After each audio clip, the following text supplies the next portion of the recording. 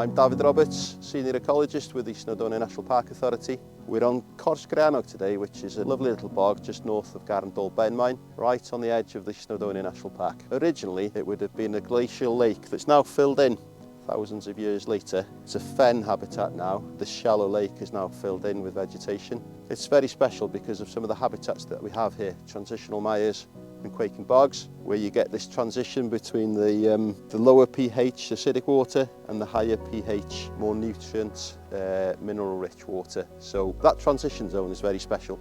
Some of the special species we have here is the green feathered moss, quite an Atlantic species, and another very special species that we have in this part of the world, just hanging on in some cases, is the marsh fritillary butterfly. The marsh fritillary likes a particular type of habitat, not too rank, not too short, flower rich, and plenty of its favourite food plant, the devil's bit scabious. If you come here in August, September, this place will be awash with the blue of the devil's bit scabious that is so important for the marsh fritillary. These transition mires and quaking bogs are quite difficult sites to manage. They're very sensitive to the drainage, the water chemistry, atmospheric deposition. So too much nitrogen input and ammonia and fluctuating water levels, it really favours this species of grass, the Molinia, that can very quickly dominate, suppress the flowers in these special places.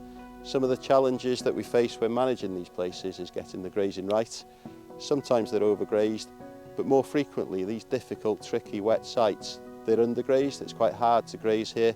There's a perception that it can be dangerous to put stock onto some of these sites in some situations. So one of the things we want to see is more grazing on the sites, making it safer and easier for people to graze the sites, get some of the scrub managed in the long term sustainably. There's a certain amount we can do in terms of coming in and cutting the scrub, but in terms of making these things more sustainable, grazing is the obvious and the best answer.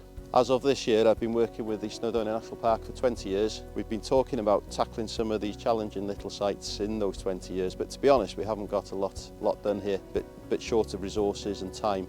We are absolutely delighted that with the LIFE funding and the partners coming together and the support of the Welsh Government, that we've got the resources now, an officer in place for 4 years with the resources behind him to finally start tackling some of these tricky little sites and bringing these sites into favourable conservation status.